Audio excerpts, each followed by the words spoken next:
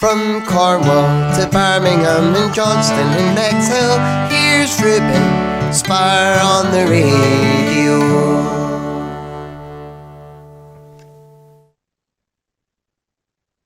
Hello to Annie Dressner. How are you today? I'm very well, thank you. How are you? I'm very well, thank you. Thank you for letting me chat to you today. So can you tell me how long have you been a singer-songwriter for? So I put out my first record in 2011, so that makes it about, I'm not good at math, 13 years or something like that. So what was it like going into the recording studio when you first went there? Well, for my first, so I have my fourth record coming out in April, and I would say most of the records that I've made have either been made in my house or in other people's homes who have home studios. But I've gone into an actual proper studio. I recorded my second record in Chorlton, near Manchester, in Manchester, for about 15 days. And I would say in a way, they're all really similar experiences because you have the goal of trying to record these songs in the best possible way. And so it doesn't really matter where you are so long as you have the ability to make it sound nice. Though I will say being in a proper studio acoustically is helpful. So can you tell me more about your debut album called Strangers Who Knew Each Other's Names? Yeah, so I wrote that record. Those are all the first songs that I've written. I wrote, I guess quite obviously, but no, I wrote that record back when I'm from New York City, though I live in Cambridge, England now. And I wrote those songs and recorded that record in New York before I moved here. And, you know, I still really like that record. I recorded it with my friend Anthony Rizzo, who produced it in his apartment. It took us 10 months to record that record because of things that happen in life. So, and we were recording it at night and like on weekends around work and everything. But yeah, I really like the record. I don't think like the topics that I write about have really changed all that much since then. Like that record's also about relationships and love and things like that. And I don't know. I'm proud of that record still. I'm still glad that it's out there in the world. So can you tell me more about your debut single that you released back in 2013 called Don't Feel the Same? Yeah, so I wrote that single with somebody named Tim Gordine. We met weirdly on SoundCloud. I don't have a habit of like meeting up with people that I meet on the internet, but we had some mutual people and so we decided it would be fun to try to co-write something, co-produce something. So we got together for 2 days. The first day we wrote that song and the second day we recorded it. And yeah, it was just, it's much poppier sounding, I think, than most of my other releases. It's produced by Tim and produced differently than I guess I've done on other records, but I quite like it. I think it's kind of fun. The chorus goes, how does it go? Basically, it's about unrequited love and saying that like me being the one rejecting the person, like not me, but like the person singing. And so it says, I don't feel the same about you. So it's like maybe a little bit mean, but like hopefully in a jestful kind of musical way. So can you tell me more about your second album that released called A Coffee at the Corner Bar? Well, my second album was Broken into Pieces. Should I tell you about that one first? Yep, carry on. So Broken into Pieces is the one that I recorded in Chorlton. I wrote and recorded most of those songs in 2015, 2016. It didn't wind up coming out until 2018 because I wrote all those songs when my son was 1 and when he was napping. I just sort of decided to be really determined in continuing to write and be productive in the little pockets of time that I could find. And so I Yeah, so that record it was produced by Nigel Stonier up in Manchester, and I think sonically it sounds, I just said the single sounds different, but I think sonically this sounds most different to my first record and my third record and my most recent one. Um, in that it's like maybe a bit more polished sounding. Um, but nothing. Yeah, it's called Broken into Pieces because a lot of the songs on that record were about difficult things, although I think all my records are kind of about difficult things. So, can you tell me more about Coffee at the Corner Bar? Yeah, so Coffee at the Corner Bar came out in well, when did it come out? It came out in 2020, which was annoying for me as a musician because, well, you know, couldn't tour it. And as everybody knows, it was a little bit of a weird time. But I'm really proud of that record. We recorded that at home. My husband, Paul Goodwin, produced it. And I really love that record a lot. It's Coffee at the Corner Bar is a lyric from my song Pretend, which is about a time when I was living as an au pair in Germany. And there was this bar that was also a coffee shop in the day. So it was about my kind of experiences there. Yeah. So, can you tell me more about the live album that you released called 10 Days? Yeah, so I did a tour with somebody named David Ford back in 2022. I was his tour support, and we had 3 shows in January, and then basically the month of March, we were on tour together. And we got on really well. And so we thought it would be fun. And like, I sang on a couple of his songs in January. We sang really well, and we became good friends. And David and I thought it would be fun to try to write one song for the March set of dates. But instead, I got COVID and had a lot of time the week after we got back in January. And we wound up writing back and forth, mostly via like recordings on our iPhones, like voice memos.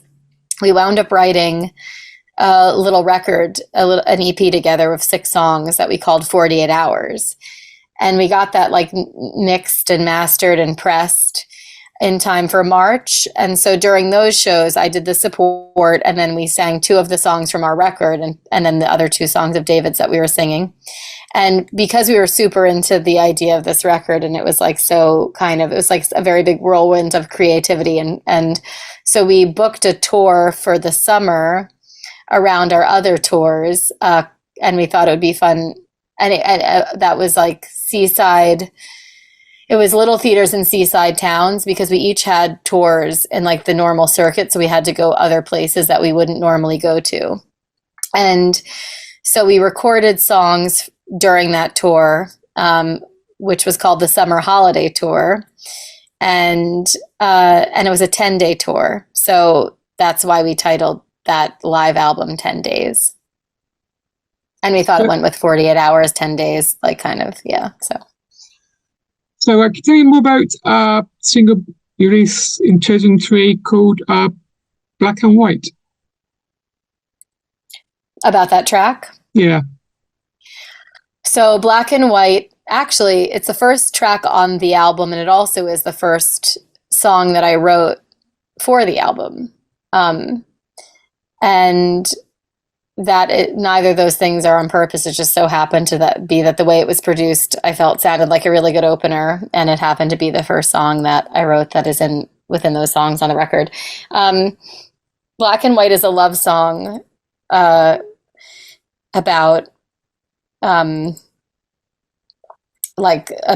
still having. It's a love song. The lyrics go, it's about like you've broken up with somebody and the residual feelings that are left behind, which I think the lyric in the chorus goes, and the thing that made me the saddest is I wanted to know you. So the sentiment behind that is probably quite obvious, but it's not necessarily that you miss the relationship as it was, but sometimes you really just miss the person or the idea of something that was so present and important just being completely gone is a really weird idea, like how things can just end like that. I don't know. So that's what that song is about. So can you tell me more about your current single called Dance We Do? So yeah, Dance We Do. So this record that these are off of, the new record, is called I Thought It Would Be Easier. And a lot of these songs, all of the songs are about relationships, different types of relationships. They're about romantic relationships, like friends, just like any kind, like just different relationships, like family. Like there's songs about my grandmother and my mother and stuff. Dance We Do it's about kind of the toxic kind of relationship that you could have with someone where you care very much, but it's not a healthy relationship to be in. And so it's about like the conflicting feelings surrounding that, how you really wish you could kind of maybe know someone, but maybe you can't, and all the things you wished for that aren't. So can you tell me more about the up and coming tour that you got coming in April? Yeah, absolutely. I'm very excited for it because usually I go on the road solo. I used to go before we had kids. My husband, Paul, who produced the last record and we co-produced this record, he would play with me. But since we have kids, it's trickier. So I'm excited because I'm going on the road with my friends Gary Stewart and Ed Blunt, and we're going to play as a trio. So the show in Birmingham will be as a trio, and Gary Stewart, who's awesome, is going to be doing the support there. It's a 14-date tour that there's one date in Scotland and the rest are in England. And yeah, I think it'll be really fun. Like Gary, even though it's a trio, Gary plays bass and drums and guitar, like acoustic and electric guitar, and can sing really well. And Ed can play drums and guitar and piano or keys or whatever, both actually really well. And so where the arrangements are going to be as full as they can be with three of us. And so that'll be really cool. And Ed and Gary are splitting most of the supports on the tour. And then in Cambridge, we're going to have a 4-piece because Paul is going to slot into whatever instrument is needed. So it should be fun. I'm excited for it. So are you a signed artist? So for this record, I did get signed to a label called Dharma Records, which is really, really exciting for me because I'd done everything else independently up until this point. So yeah, yes, I am signed for this record now, which is great. So what's it like being a signed artist now that you're signed? Well, it's just really nice being part of a team and working toward a similar goal rather than like kind of doing everything myself. Being able to kind of get some advice and guidance toward, things that I could be doing. And yeah, just to feel like you're a bit of a team is really nice after doing everything alone. I think when you're an independent artist, there's so much, and even like there's still so much. It's not like, I feel like I'm actually working harder now that I've been signed to the label because I don't know, there's just a lot of work to do. But I think that it's just nice feeling like and knowing that people believe in the music a bit, because sometimes it can be really isolating doing music when you're like a solo musician, because it's just, especially like, and also doing it like under your own name, because it's just like who you are, if that makes any sense. So it's nice having some backing and some support for sure. So is there a venue that you ain't played at that you want to play at in the future? Well, I really love all the venues I'm going to be going to. I haven't been to all of them, to be fair, but I know that they're all meant to be amazing. And I Yeah, I'm like looking. So I've not been to Cumbernauld. That's meant to be really lovely. I'm excited about all of them. Like so Kitchen Garden is one of my favorite venues. It's lovely. The people are lovely. That's always really fun. Yeah, they're all great. I'm excited for them all. I'm Yeah, I mean, let's see. A venue I've never been to that I know is meant to be amazing is the Live Rooms in Salt Air. It's meant to be great. Another one I'm curious about that I've never played is a cappella in Cardiff. I've been fortunate to be on tour with both when I was on tour with David, and I've been doing a number of shows as a support for the Trials of Cato. I've probably done like 20 something shows with them. So I've gotten to go to a lot of really awesome venues. But yeah, I've not been to Live Rooms and I've not been to a cappella yet. And those are some that are definitely on my list. So finally, can you tell my listeners where can they find you on your social media? So if you just look up Annie Dressner, so it's Annie, Annie, Dressner, Dressner. You can find me anywhere. It's basically everything at Annie Dressner. And my website is anniedressner.com. Thank you for letting me chat to you today. Thank you very much. I really appreciate it. Enjoy the rest of your day. You too. Thank you. Goodbye. Bye. Bye.